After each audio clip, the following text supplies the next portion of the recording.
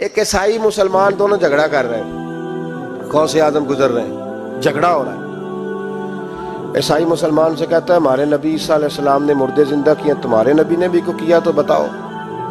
مسلمان پڑھا ہوا نہیں تھا، حالانکہ نبی پاک نے بڑے مردے زندہ کیے، پڑھا نہیں تھا، بتا نہ سکا۔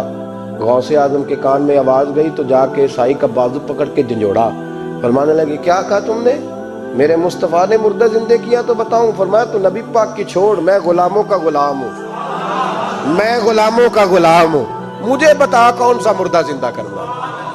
تو چھوڑ حضور کی بات نہ کر، میں غلاموں کا غلام ہوں، مجھے بتا کون سا مردہ زندہ کرنا ہے۔ پرانی قبر پہ لے گیا، کہنے لگا جی اگر نہ ہوا تو؟ غوث اعظم فرمانے لگے جو تو کہے گا وہ میں کروں گا۔ تو کہنے لگے اگر ہو گیا تو؟ اگر تو غوث اعظم کہنے لگے نہ میرے خانقاہ پہ جھاڑو دینا، نہ میرے برتن مانجنا، نہ میرے گھر کا سودا لانا، اگر زندہ ہو گیا تو بس میرے نبی کا کلمہ پڑھ جانا، بس میرے رسول کا کلمہ پڑھ جانا۔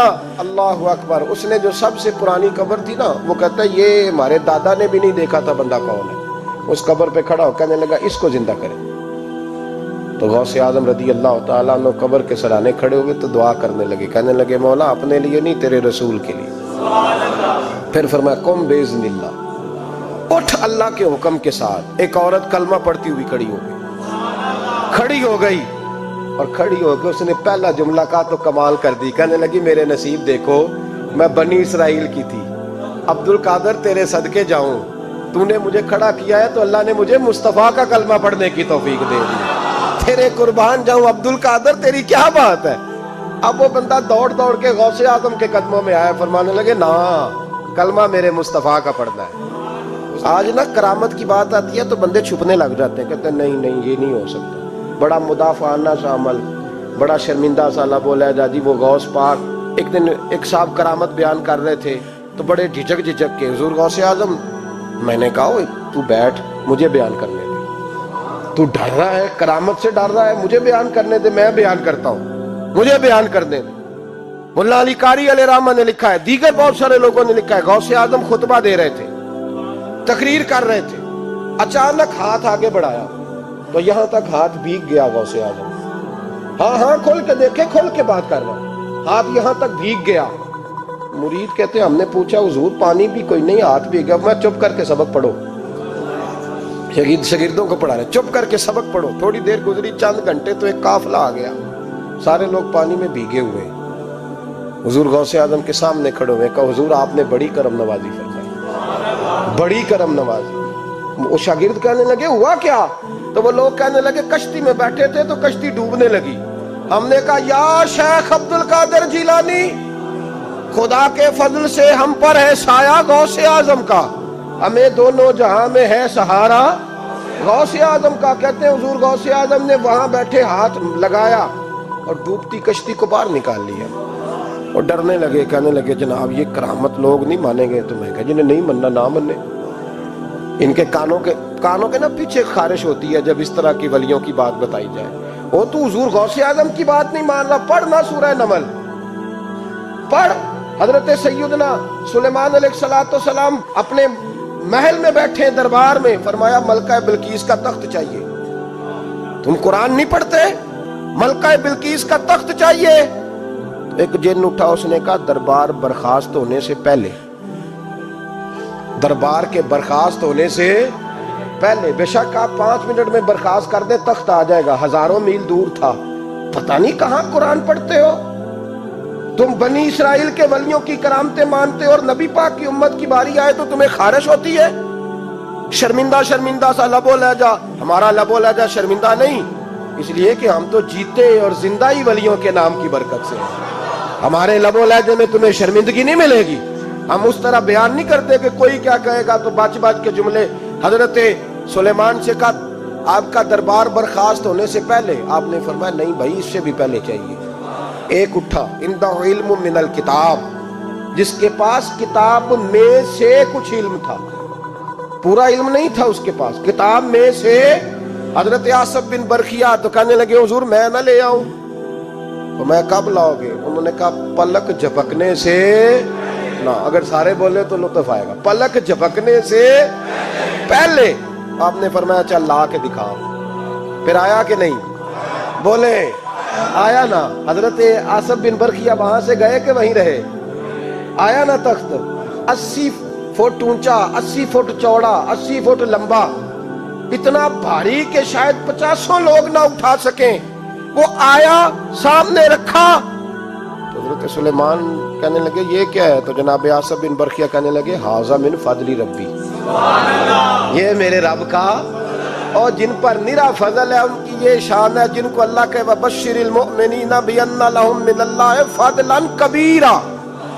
महबूब अपने गुलामों को खुशखबरी दे दे कि तेरे गुलामों पर मेरा बड़ा फजल है। फजल नहीं, फजले कबीर है। तो जिन पर निरा फजल हो वो तो बगैर जाए तख्त ले आए, और जिन पर फजले कबीर हो वो डूबते हुए मुरीद को हाथ डाल के बचा नहीं सकते, वो नहीं बचा सकते। डर डर के क्यों बात करते हो? खोल के को, खुदा के फजल से हम पर है साया गौसे आजम का, हमें दोनों जहां में है सहारा गौसे आजम। हुजूर गौसे पाक वाज करते, नसीहत करते, और चूंकि ना शोहरत के लिए, ना माल के लिए, ना नोटों के लिए, इसलिए गौसे आजम जब तकरीर करते ना, एक दिन बगदाद में बारिश शुरू हो गई, खिताब हो रहा था, लोग बिखरने लगे, तो 2 जुमले गौसे पाक के, कहने लगे या अल्लाह तू दिलों के भेद जानता है, अगर बंदे मैंने अपनी जात के लिए इकट्ठे किए हैं तो तेज बारिश बरसा, दौड़ा दे सारे, और अगर तेरे लिए इकट्ठे किए हैं तो फिर भी तेरी मर्जी, रखने हैं तो रख, भेजने हैं तो। हजरत याहया कहते हैं सारे बगदाद में बारिश होती थी, पर जहाँ गौसे आजम की महफिल होती थी वहाँ कोई नहीं होती थी, वहाँ कोई नहीं होती थी। गौसे आजम तकरीर करते, कभी कभी वजद आता था।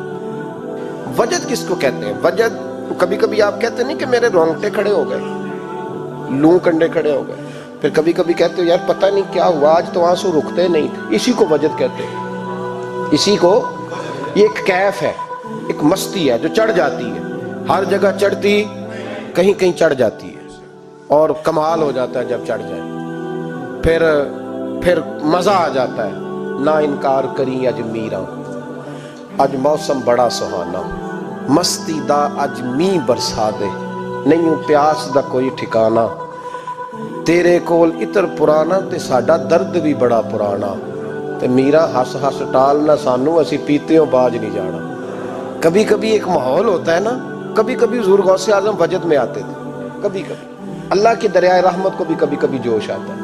और मेरे हबीब फरमाते हैं वो पहले आसमान पर नुज़ूल जलाल करता है जो उसकी शान के लायक, और फरमाता है बंदो मांग लो जो मांगोगे मैं दे दूंगा। मेरे महबूब के दरियाए रहमत को भी जोश आता था। हुजूर फरमाते थे आज पूछो जिसने जो पूछना है, पूछो। हुजूर फरमाया करते थे। एक दिन हजरत रबिया बिन काब सामने खड़े हैं, तो मैं साली या रबिया, रबिया जो दिल करता है मांग ले, तेरा नबी तुझे दे देगा। कभी कभी दरियाए करम जोश में, तो गौसे आजम को कभी कभी जोश आता था। एक दिन तकरीर करते करते करते करते जज्बात में आ गए, जोश में, यूं नजर उठाई तो हजरत खिजर गुजर रहे थे ऊपर से, और जोश जज्बात में फरमाने लगे ओ बनी इसराइल के वली, जरा नीचे तो उतर, जरा मोहम्मद अरबी के गुलाम की भी चंद बातें सुन के जा। आज तुझे सुनाऊं रसूलुल्लाह के गुलाम किस तरह के होते हैं। हाल में वजद में, कैफ में, थोड़ी देर गुजरी तो तड़पने लगे। मजमे पे सुकूत तारी, लोग समझ नहीं रहे हो क्या रहा। एक आपके खलीफा थे हजरत अली बिन हीती, वो दीवार के साथ टेक लगा के सो रहे थे। सारा मजमा दम बखूद है, ये क्या होने लगा। गौसे पाक उठे, तकरीर वहीं रह गई। अली बिन हीती के पास जाके यूं हाथ बांध के खड़े हो गए, और देर तक नबी पाक पे दुरूद पढ़ते रहे। उनकी आंख खुली तो वो भी रोए, गौसे आजम भी रोए। दुआ हो गई, जलसा खत्म। गौसे पाक से तो पूछने की ताकत ही नहीं थी ना किसी की, उनसे कौन पूछे। लोग हजरत अली के पास, हजरत अली बिन हीती रहमतुल्लाह अलैह, हुजूर ये क्या हुआ, हमें समझ नहीं आई। आप फरमाने लगे तुम्हें क्या बताऊं, तुम किसी मामूली पीर के मानने वाले नहीं हो। मैं आज गौसे आजम की महफिल में बैठे बैठे ही मदीने पहुंच गया हूं, और मुझे रसूलुल्लाह के जलवे नजर आने लगे हैं। पर मेरे शेख का कमाल देखो, जो मैं ख्वाब में देख रहा था अब्दुल कादर ज़ाहिरी आंखों से नजर फरमा रहे हैं, ज़ाहिरी आंखों से, आलम वजद में, कैफ में, सुरूर में। और जब गौसे आजम तकरीर करते थे ना, तो 50 आदमी उस कोने से खड़े होते थे, कहते थे हुजूर सारी जिंदगी گناہ کیے ہیں، اب توبہ کرتے ہیں، اب دوبارہ گناہ نہیں کریں گے۔ اس کونے سے 15 کھڑے ہوتے تھے، حضور ڈاکے ڈالے ہیں ساری امت، اب توبہ۔ آپ کی بات نے دل بدل دیا ہے، اللہ نے توفیق ہدایت دے دی۔ ادھر سے 10 کھڑے ہوتے، حضور سود کا دھندا، چوری کا دھندا، آج کے بعد توبہ۔ ایک بزرگ تھے حضرت یحییٰ بن نجا ان کا نام تھا، وہ کہتے ہیں میں نے سوچا روز بندے توبہ کرتے ہیں، آج میں گنوں نہ کہ ایک محفل میں کتنے کرتے ہیں، آج گنوں نہ۔ اب تو کاؤنٹنگ کے مختلف ذرائع ہیں نا، کیلکولیٹر ہے، باقی چیزیں۔ اس زمانے میں یہاں گٹھلیاں ہوتی تھی کھجور کی، بندے کوئی چیز گننی ہوتی تو گٹھلی ڈالتے، یا لوگ دھاگا لے جاتے تھے، ہر دھاگے پہ گرہ لگاتے تھے، ایک گرہ دوسری گرہ۔ وہ کہتے ہیں میں نے نا اپنے پلو کے چادر کے نیچے دھاگا چھپا لیا، ایک بندہ توبہ کرنے اٹھا تو ایک گرہ ڈال دی، دوسرا اٹھا تو دوسری گرہ ڈال دی، تیسرا اٹھا تو تیسری۔ کہتے ہیں اچانک بندے زیادہ ہو گئے، اب میری سپیڈ ہی بڑی کم تھی، میں کوشش بڑی کرتا پر بندے زیادہ۔ کہتے ہیں بڑی کوشش کی پر میں پورا ہی نہ ہوں۔ کہتے ہیں جب میں تھک گیا نا اور تھوڑا سا میرا سانس بھی پھولنے لگا، پریشان بھی ہوا، تو غوث پاک نے میری طرف دیکھا اور دیکھ کے مسکرائے، اور مسکرا کے فرمانے لگے یحییٰ میں دلوں کی گرے کھولتا جا رہا ہوں، تو بند کرتا جا رہا ہے، میں گرہ کھول رہا ہوں، تو گرے لگا رہا ہے، اور چھوڑ دے یار، تجھ سے نہیں گنا جائے گا۔ یہ عبد القادر کی وجہ سے توبہ نہیں کر رہے، خدا کے فضل کی وجہ سے کر رہے ہیں، اور اللہ کا فضل گنا جا سکتا نہیں، شمار کیا جا سکتا۔ فرمایا نہ کر۔ آپ نے 40 سال لوگوں کو تبلیغ فرمائی، ہزاروں یہودیوں نے کلمہ پڑھا، لاکھوں عیسائیوں کا بڑا عالم تھا۔ وہ کہتا ہے میں پوری انجیل پڑھتا تھا، جتنے نسخے تھے سب مجھے یاد تھے، لیکن میں متاثر ہو گیا اسلام سے۔ یمن کا رہنے والا تھا، میں نے ایک ٹھان لی اس کے ہاتھ پہ کلمہ پڑھنا ہے جو اس وقت نبی پاک کی امت میں سب سے زیادہ شان والا ہو۔